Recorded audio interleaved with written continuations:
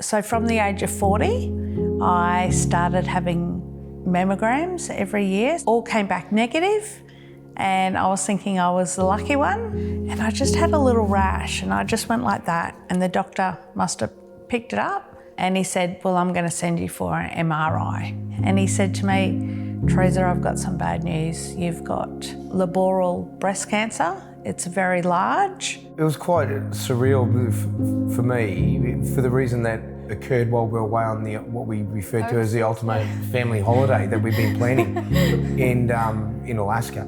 First of all, I was kind of in shock because I thought, how can it be? How can I have an invasive type of lobular breast cancer when I had done every single thing that I was supposed to do? But then from the shock, you just turn to, right, I've got to do whatever it takes, just get it out of me. One of the things that was really important to me, certainly losing Mum quite early in my life, was making sure I could safeguard myself as best possible for my future children at the time. Sarah's mum was 31 when she was first diagnosed, and that came from a regular breast checkup. It became apparent that it was cancerous. So at 31 years old, she passed away at 50, so there's that 19-year span of disease, and there were 3 episodes of it. I then had to go through the motions of being told, well, you're high risk regardless for the rest of your life, which means regular mammograms, MRIs every year, especially given I'd already lost my mum. And I felt like that was already enough for a lifetime worth of grief and sadness to therefore have to continue to carry on the knowledge that maybe that would happen to me.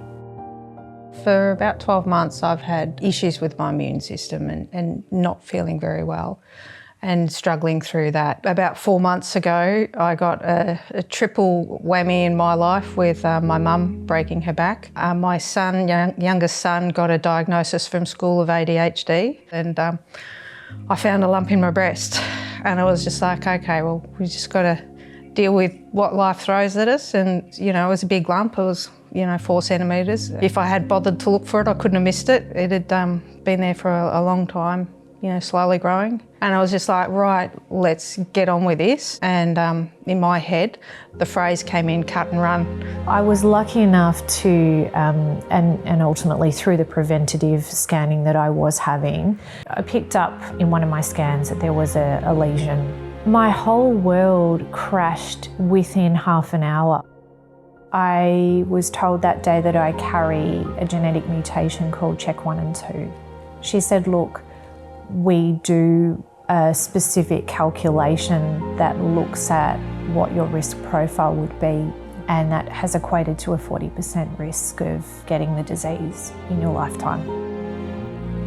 So one of your children is potentially diagnosed with cancer, then as a father, it strikes you emotionally. And my thinking was, why is it happening to her? I felt sick and I started to cry, of course, because I was like, it's a huge risk profile.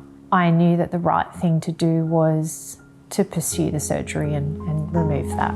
The hardest thing I had to deal with was Archie coming to me and saying, hey, Mum, are you going to die? So it wasn't a narrative in my head, but it was in theirs. Yeah, I was still worried about the struggles she was going through, but I just convinced myself that she was going to be all right. It was amazing how she pushed through without complaining once. I'm a single mum of 2 dependents, and to go, oh shit, something's wrong with me, I've got to deal with that. It's a pretty tough thing to go, yeah, you've got to put yourself first when you've got a whole family around you that are relying on you. And I do recall waking up and just being like, because it was a lot. I'm like, I just want my dad, because you feel so vulnerable, even though you're an adult. You're just kind of in shock because you have a plan. When I woke up after surgery, my husband and my daughter were there with me. I'm going to have to really step up as a husband here to support my wife, but then at the same time too, I then went to the forefront of the family. What does this look like? How can I support them through it? And then on the other hand, I've got to help my wife. The chemo was probably the hardest part. Losing your hair, that was horrible for me. I used to have long blonde hair sort of halfway down my back. I think the biggest thing that no one talks about with breast cancer is not only do you have to deal with the fact that you're sick, you have to then deal with a whole new identity. I just felt almost deformed that this body was not mine. Let's be real, that changes your body completely, and we still did stuff that, you know, we got dressed up and she can still feel like herself. It took me a long time to reflect on myself and to go and get checked out. Don't avoid screening. You know, the amount of people that I talk to that say, I just don't have time to do it. Just keep doing all of your checks for any type of cancer, not just breast cancer. It's hard to go, hey, something's not right, I need to stop. But without your health, everything else falls over. If you are hit with some, horrible news, just make sure you always talk about it, because by sharing it and making that connection, you can actually help others in a positive way.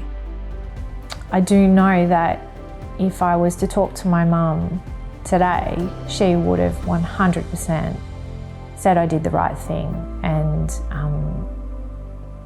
been really proud of me.